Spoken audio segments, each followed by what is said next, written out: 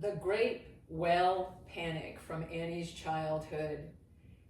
It started like most summer days on the farm, hot, sticky, humid, and quiet in the sultry Virginia countryside. It was peaceful except for the buzzing of flies and the occasional thwop as someone tried to murder one midair with a dish towel. Annie, age 8 and queen of bare feet and big questions, had been playing under the oak tree outside the big farmhouse kitchen window.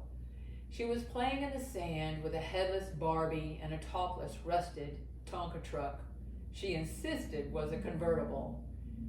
Around lunchtime, Grandma realized something eerie. There were no shouts or giggling or the in and out sounds of the back porch screen door. "Where's Annie?" she asked casually at first, trying to subdue any rising panic in her gut. Where's Annie?" Within minutes, the house was in full chaotic pandemonium. 12-year-old Uncle Howard and little 5-year-old sister Karen were dispatched in every direction like a bunch of underpaid rescue dogs. Visiting Aunt Cappy checked under the bed because once years ago a little one was MIA and had fallen asleep there. Uncle Howard peeked into the feed bin by the kitchen coop, and then, as if written into the script of a bad farm soap opera, someone yelled, "The well!" Now, the well hadn't been used in many years when Grandpa tried to install a water pump and accidentally flooded the chicken coop. It had been capped with a thick wooden lid ever since, probably strong enough to hold a small elephant, but logic had officially left the building. Besides, the cap was removable. People sprinted back and forth, dogs barked, and citified Aunt Cappy brought a rope outside. For what? No one was sure. Grandma had a coat hanger for some reason. Uncle Howard brought snacks because panic could make anyone hungry, especially a 12-year-old growing boy. It took 2 of them to remove the well cap. Grandma knelt by the well like she was about to cast a spell, and she looked up into heaven with prayerful hands, and then leaning over into the well, yelled, "Annie, baby, if you can hear me, stay calm, but answer Grandma. Answer Grandma if you can."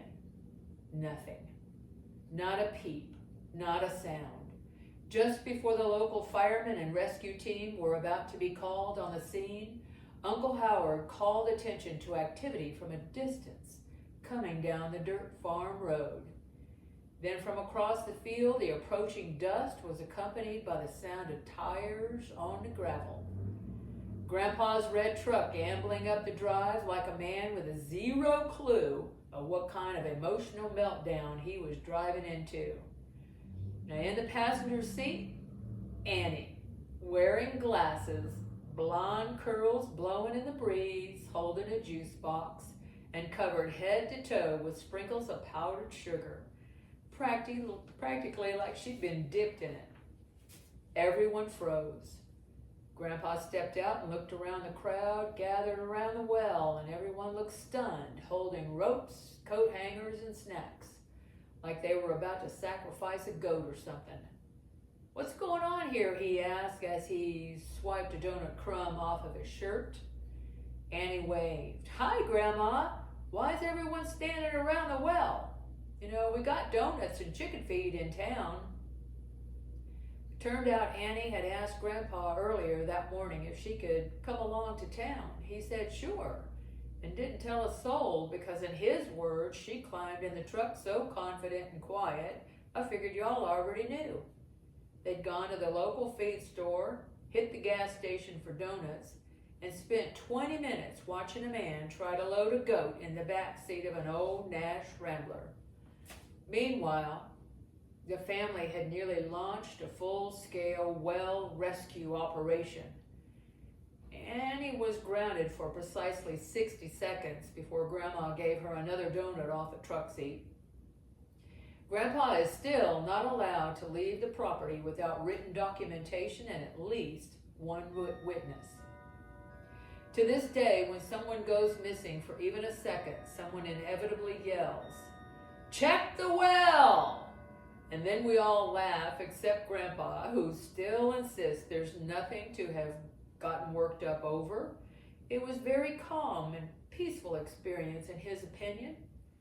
But then my grandpa always was the kindest, most calm person I knew. I was queen of the state of Virginia when I rode in that front seat of that big red farm truck with him, and it didn't hurt having some powdered donuts. The end. Read to you by Yoga Mama.